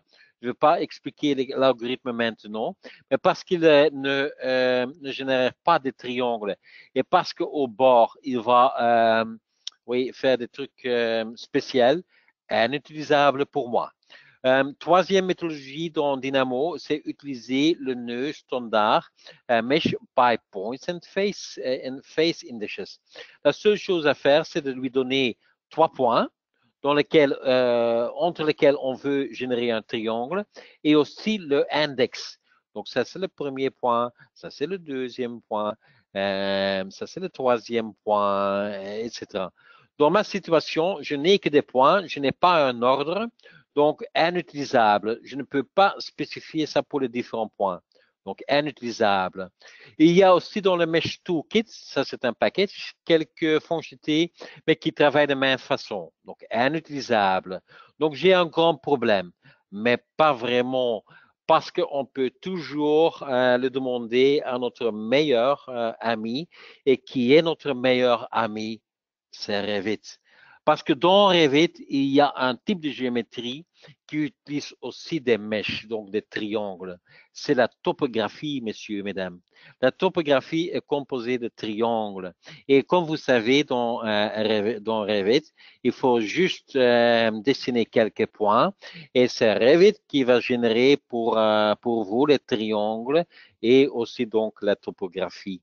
Donc, moi, je vais utiliser Revit pour générer les triangles. Donc, je vais ouvrir ce script. Et maintenant, ça devient de plus en plus facile parce que ça, on a tout vu. La seule chose à expliquer, c'est ici les nœuds ici dans le groupe Move. Donc, j'ai généré mes points. Et la première chose que je fais, c'est pivoter le point. Pourquoi? Parce que je vais le mettre en horizontal. Pourquoi? Parce que Revit n'aime pas des topographies verticales. Donc, pour ça, je mets les points en horizontal. Puis là, je vais attendre un petit peu. En tout cas, ici, la topographie by points, ça, c'est le nœud dans Dynamo. Ça, c'est le nœud qui va générer dans Revit, dans le projet Revit, une topographie en utilisant une série de points Dynamo. Donc, celui-là, il va générer la topographie. Et juste après, je vais rechercher, je vais reprendre la topographie. Donc, autrement dit, le mesh, donc l'objet avec des triangles. Donc, je vais reprendre l'objet dans Dynamo. Donc, je peux déjà le montrer, preview. Donc, il est là en arrière-plan. Donc, ça, c'est le mesh qui a été généré par Revit. Et puis, ça, c'est tout. Et puis, à la fin, je n'ai plus besoin de la topographie dans Revit. Donc, moi, je veux le supprimer, mais il n'y a pas un nœud dans Dynamo qui nous permet de supprimer, pas un nœud standard. Donc, ici, j'ai été obligé d'utiliser un package parce qu'il n'y a pas un nœud qui supprime un objet Revit. Donc, moi, j'ai utilisé un nœud qui est dans Steam Notes Package, qui est créé par votre compatriote Julien Benoît. Donc là, il y a un nœud qui supprime des objets. Donc, j'ai pris son code et je l'ai inclus dans mon script. Donc, merci Julien. Ici, il y a les crédits de Julien, le package de Julien. Bien, et c'est tout. Et donc, à la fin, je vais pivoter de nouveau le mesh, que j'ai un mesh vertical. Bien, la dernière chose à faire, c'est de retrouver le centre de chaque triangle. Je vais aussi supprimer les faces qui sont presque horizontales, qui sont générées par mon ami Revit, parce que Revit veut toujours créer des topographies qui sont bien fermées, mais dans ce cas-ci, je n'ai pas besoin des faces horizontales. Je vais encore faire quelques tests pour éliminer des ouvertures qui sont trop petites. Puis, je vais créer mes cylindres, la géométrie pour la façade et puis les ouvertures. Donc, ça, c'est la dernière phase dans mon script. On va voir ce que ça donne. En tout cas, je ne vais pas voir tout parce qu'il y a quelques filtres là-dedans. Laissez-nous voir. Qu'est-ce que je peux encore expliquer? Donc, on continue avec le mesh qui est vertical. Et donc, maintenant, j'utilise le package qui est nommé Mesh Toolkit pour utiliser la géométrie d'une façon intelligente. J'attends un petit peu parce que maintenant, il fait vraiment tout le script. Il est aussi en train de générer la géométrie. avec les ouvertures. Donc, il est vraiment en train de générer la façade secondaire avec toutes les ouvertures. Donc, ça prend 1 minute de temps. Bien. Donc, on continue avec le mesh que j'ai remis en vertical et je vais maintenant utiliser le mesh toolkit. Toutes les fonctionnalités ouais, très performantes pour ouais, travailler, pour jouer avec les triangles d'un mesh. D'abord, par exemple, la fonctionnalité pour euh, retrouver chaque triangle dans le mesh. Une fonctionnalité pour retrouver le centre de chaque triangle. Une fonctionnalité pour retrouver la direction de chaque triangle. Oui, que je ne peux pas prévoir maintenant, bien sûr. Puis, encore une fois, si je vais rendre visible le triangle, vous voyez, si je vais rendre visible le triangle, vous voyez ici en arrière-plan aussi des surfaces horizontales qui sont générées par Revit, que je n'ai pas besoin. Donc, un nœud qui est pour moi très important dans un dynamo, c'est le vector dot. Qu'est-ce qu'il fait? Ça marche avec des vecteurs. Donc, j'ai pris le vecteur d'une surface avec le normal add parameter et un vecteur. Le normal, c'est un vecteur, une direction qui est perpendiculaire sur la surface. Ouais. Et qu'est-ce que j'ai fait avec le vecteur de dot? C'est un calcul. Le vecteur est projeté sur une autre direction, dans ce cas-ci sur le Z, qui est représenté ici en rouge. Donc le vertical. Donc c'est une projection d'un vecteur sur un axe. Et le vecteur de dot, il va rapporter, oui, la distance projetée. Donc la distance ici sur l'axe Z, c'est 0,9 la distance de la distance originale. Ouais. Si je fais ça pour une surface qui est presque verticale, donc le vecteur est projeté, dans ce cas-ci, il va dire oui, c'est 0,3. Donc la distance ici, c'est 0,3 la distance de vecteur originel.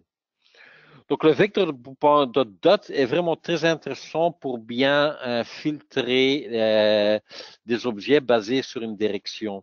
Donc si je ne veux pas avoir des faces qui sont presque horizontales, oui, j'utilise le vecteur de dot et si je vais dire tout ce qui est plus petit que 0,8, ça je vais continuer à utiliser. Ce qui est plus grand que 0,8, comme cette surface-là, je ne vais plus utiliser. Donc, ce sont quelques trucs que j'ai encore utilisés. Pour le reste, oui, beaucoup de nœuds, mais c'est juste pour filtrer des petits triangles. Donc, je vais filtrer des petits triangles ici. En tout cas, que je montre ici, il y a des petits triangles. Je vais calculer la distance entre le centre du triangle et le bord. Et je vais puis calculer le rayon et tout ce qui est plus petit, je ne vais plus utiliser. En tout cas, ce sont des détails. À la fin, laisse-moi d'abord rendre invisible les triangles. À la fin, finalement, je vais générer, basé sur le centre du triangle, les cylindres. Dans chaque cylindre, dans chaque triangle, excusez-moi, si le triangle n'est pas trop petit, je vais générer un cylindre. Je vais aussi donner une épaisseur à la surface du volume extérieur. Et finalement, à la fin, avec une opération booléenne, solid difference all, donc une soustraction, je vais générer des ouvertures dans la façade secondaire. Et puis, à la fin, tu peux aussi utiliser un nœud import instance by geometry pour mettre cette géométrie dans Revit. Bien sûr, ça c'est seulement un exemple, c'est une approche pour le faire. Tu peux utiliser aussi le centre de triangle pour ajouter des familles adaptives dans le projet.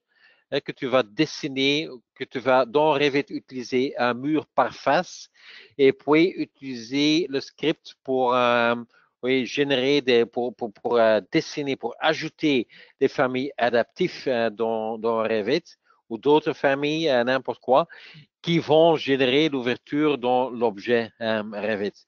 Donc ça, c'est un peu la fin de ma présentation. Donc pour conclure, dans mon opinion, Dynamo, c'est un module, c'est un environnement très important pour n'importe quel type d'utilisateur, pour l'architecte, pour l'ingénieur, pour la construction.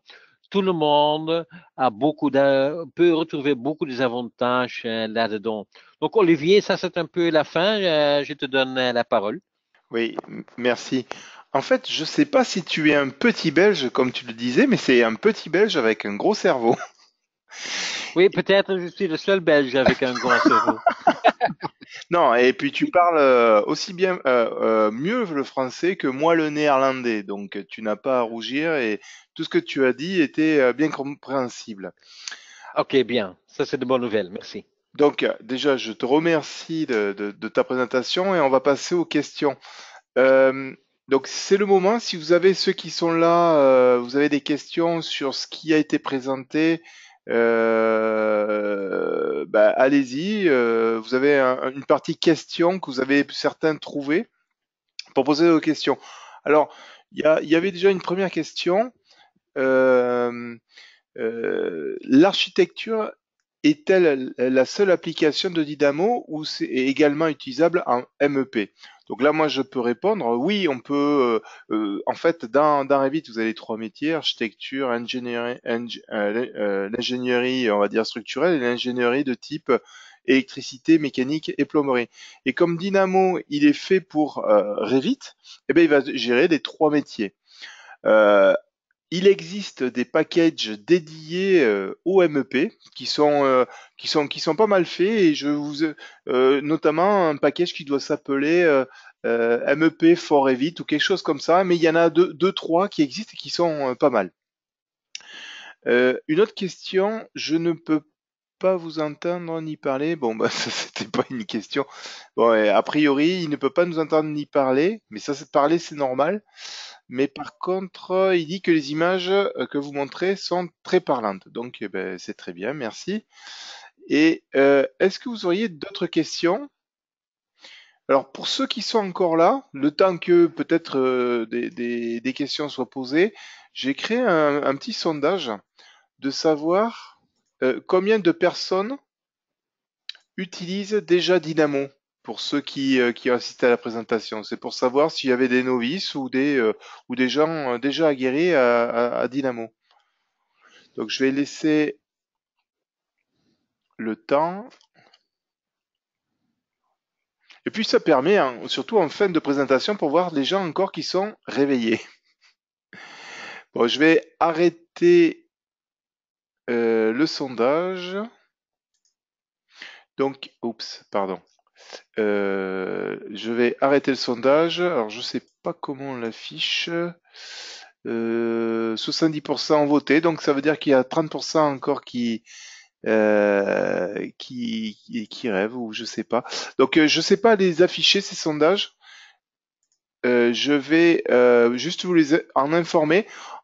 À peu près, j'ai deux tiers qui l'utilisent déjà et un autre tiers qui l'utilise pas encore. Donc, ben, j'espère que pour le tiers qui ne l'utilise pas, Dynamo, ils ont vu que on pouvait faire des choses qui sont pas mal. Alors, j'ai Oui, pour je toi, peux toujours venir chez eux pour donner une formation de base, hein. bien sûr, bien sûr. Certainement pour les sociétés qui sont basées à Côte d'Azur, je suis volontaire, Ou hein. même le sud-ouest, et puis tu as même Ouais, ouais. Même Barcelone en ce moment, mais c'est pas la bonne destination pour le moment, hein. Euh, Ah, alors par contre, j'ai pas de j'ai pas de questions, mais j'ai quand même des félicitations pour ta présentation. J'ai un grand aussi, merci. voilà, j'ai aussi une personne qui est novice, mais qui était très intéressée. Et voilà, et aussi des choses qui étaient super intelligentes, comme l'idée de réaliser une triangulation sur cette façade en utilisant l'outil de topographie de Revit. Il y en a un qui dit superbe et c'était très clair. Donc merci Pierre. Ah, bien. Alors, quel est le meilleur moyen pour apprendre à utiliser Dynamo? Alors, moi, je vais répondre pour moi parce que bon, je fais aussi un peu de Dynamo et tu vas répondre pour toi. Alors, le meilleur moyen pour moi, pour apprendre Dynamo, ce que j'ai fait, c'est que déjà, je suis, en fait, je suis abonné à des blogs où je vois des gens qui créent des scripts Dynamo. Et puis, il y a aussi, qui inspire un petit peu ce que je fais. Mais il y a aussi, je dirais, je suis souvent en face de clients et c'est souvent la question du client qui fait que, ah ben oui, ça, on n'arrive peut-être pas à le faire dans un vite, mais essayons d'un dynamo. Et c'est en fait, c'est d'avoir l'idée, je le disais au tout début, c'est quand on a une idée, essayons de le retraduire en dynamo. Alors au départ, c'est pas simple parce que si vous connaissez pas Dynamo, vous connaissez pas la puissance de Dynamo, bien sûr, et donc vous saurez pas quelle nœud utiliser. Mais petit à petit, vous allez voir, vous allez vite arriver à des choses. Alors pour toi, Johan, qu'est-ce que tu dirais pour ça? Je pense que c'est similaire, sauf que dans ce temps-là, le temps que je suis commencé avec Dynamo, ouais, non, moi je pense pour un client, et je veux plus me vendre encore une fois, mais le plus simple, c'est de suivre une formation de base chez quelqu'un. Je pense en France qu'il y a partout des formations Dynamo, juste pour bien comprendre la philosophie et ce qu'on peut faire. Mais dans ce temps-là, quand moi j'apprenais à Dynamo, ça n'existait pas encore, donc moi je l'ai appris de zéro et moi j'ai d'abord suivi quelques tutoriels sur Internet et puis après, moi, j'ai juste euh, parcouru tous les dynamos, nœud par nœud, juste en essayant et voir qu'est-ce que ça donne. Mais ça prend beaucoup de temps. Mais en faisant ça, j'ai appris beaucoup. Et puis, comme toi, Olivier, moi, tout le temps, j'ai pris des scripts qui sont faits par des autres pour apprendre comment est-ce qu'ils ont attaqué le problème, quelle était leur solution. Et en lisant les scripts des autres, on apprend vraiment beaucoup, beaucoup, beaucoup. C'est sûr. Et comme tu l'as fait, tu peux réutiliser puisque Dynamo, c'est quelque chose qui est un open source. On peut utiliser des parties de code. Bon, et en toute honnêteté, comme tu l'as fait aussi, quand on utilise des parties de code, pourquoi pas les citer parce que bah, c'est du travail fait par les autres et autant les remercier et comme tu l'as fait pour Julien Benoît.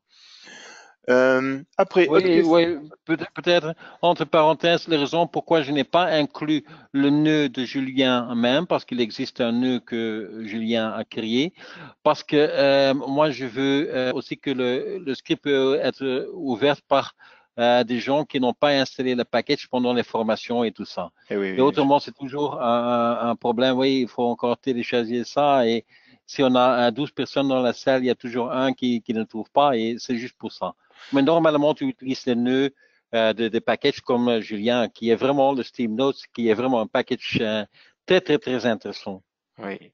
Alors, une autre question enfin, pas une question, c'est une affirmation de Julie. Merci beaucoup pour cette présentation très claire et motivante. Bravo. Donc, Ah, voilà. bien. Alors, tu dois connaître peut-être Mathieu, qui t'envoie le coucou de Lille. Oui. Bonjour, Mathieu. Euh, Est-ce qu'il y a une version française de Dynamo? Alors, je vais répondre, c'est oui. Ouais. Si on utilise un Revit français, quand vous allez installer, alors Dynamo est par défaut installé, mais même quand vous allez faire les updates de Dynamo, vous aurez une interface française. Par contre, petit détail, tous les nœuds qui vous allez trouver en base d'un Dynamo, enfin, les explications, tous les nœuds que vous allez utiliser, ils auront des consonances anglaises, puisque la base de Dynamo, c'est du Python qui est caché par derrière. Et les développeurs, que ce soit de chez Autodesk ou tout ce qui est développé en open source, vont être développés en anglais. Petit détail que moi je veux préciser, lorsque vous allez utiliser des packages, utilisez absolument une interface anglaise de Revit parce que les gens qui vont faire des packages, des fois ils font des apps dans des codes, des codes Python, ils vont faire appel à des termes anglais qui vont chercher dans Revit. Par exemple, euh, aller chercher le nom d'une pièce. Eh bien, ils vont pas dire pièce, ils vont pas mettre le texte pièce dans leur code, ils vont mettre room. Et si vous utilisez ça dans un Revit français, ben, le room il n'existera pas. Alors pour convertir votre Revit français en anglais, c'est très simple. J'avais fait un petit article sur Village Beam.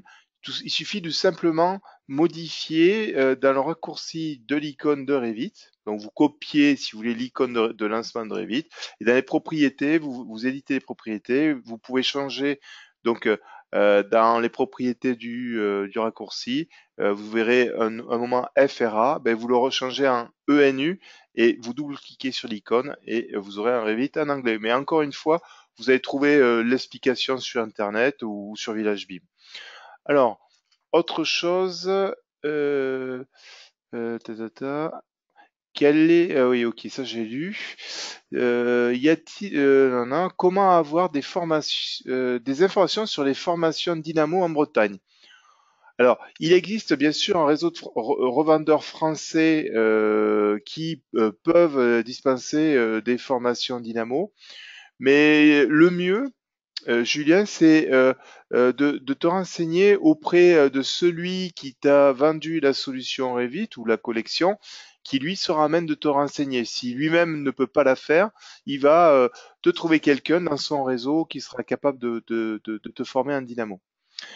Combien d'années sur Dynamo pour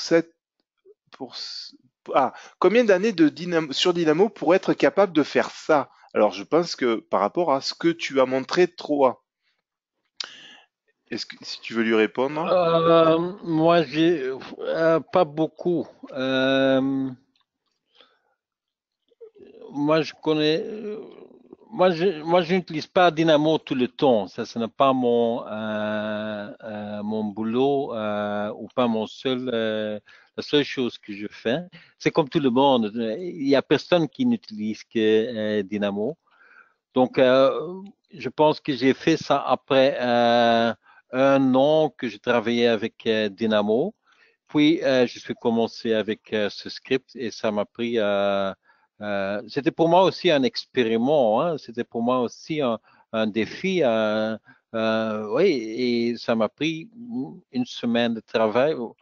Oui, mais euh, une semaine c'est plutôt dans la soirée que je faisais ça, C'est surtout ça. surtout.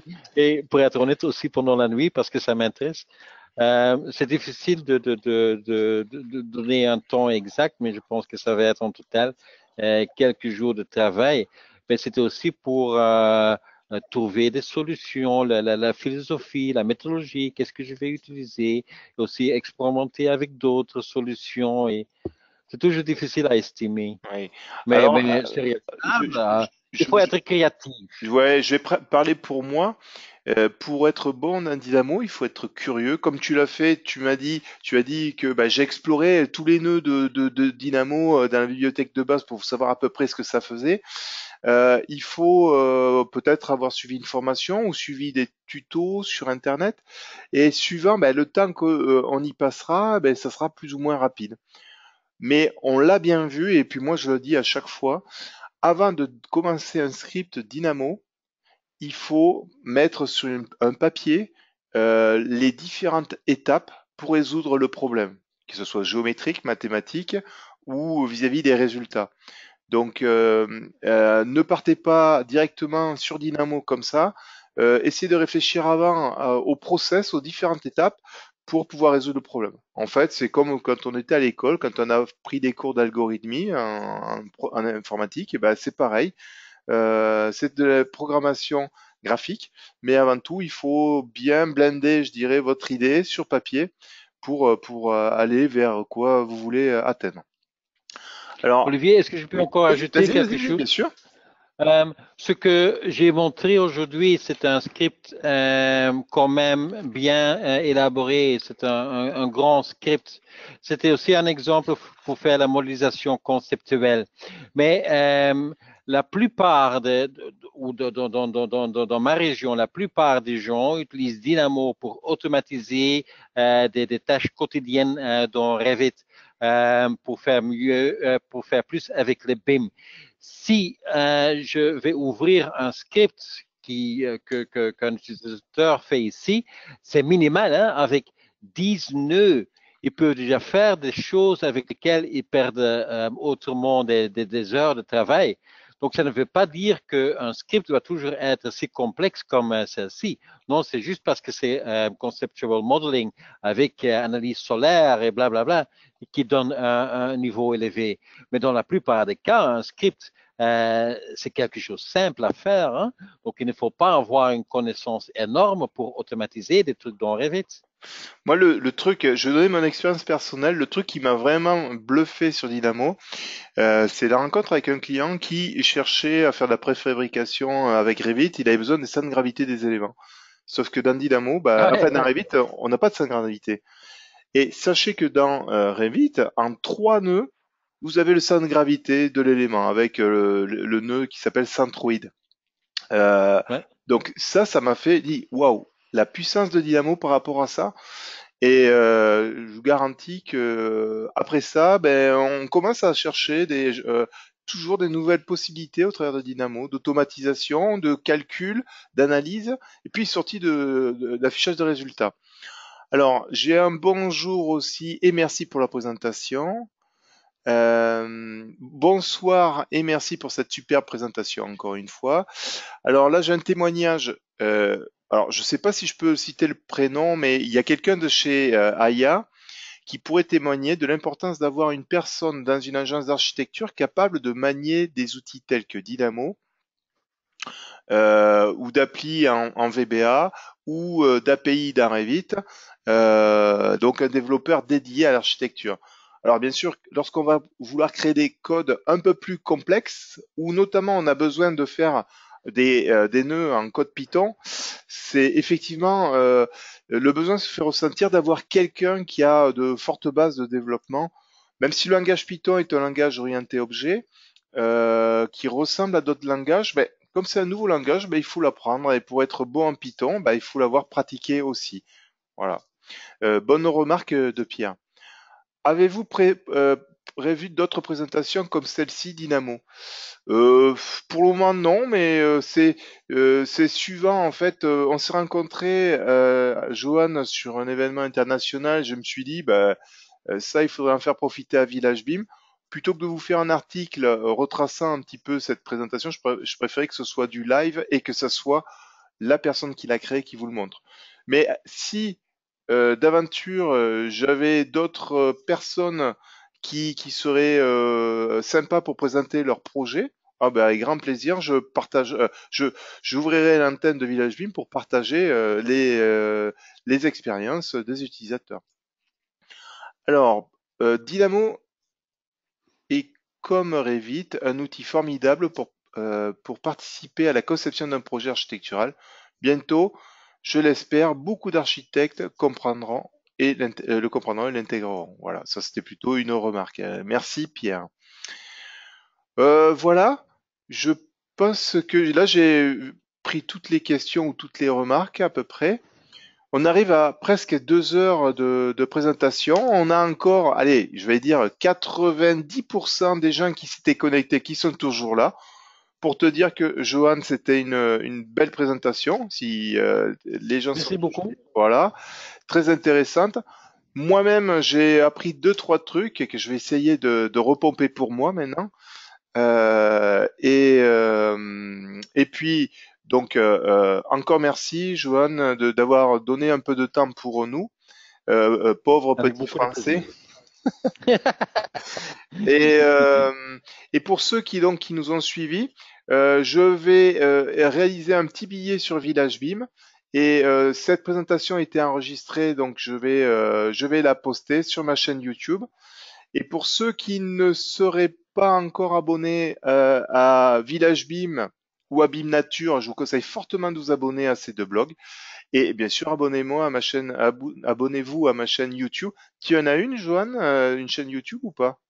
Non, pas encore. Ah ben voilà, ben il va falloir faire. Je suis Euh, trop occupé avec Dynamo. Bon, merci encore une fois, Johan. Merci encore une fois aux personnes qui ont pu se connecter et à écouter cette présentation. Et puis, je vous souhaite une bonne journée et puis surtout une bonne semaine puisqu'on est un lundi et que les lundis, c'est toujours un peu difficile pour travailler. Voilà. À bientôt tous et à bientôt, Johan, pour peut-être une autre présentation. Ok, merci. Au revoir à tous.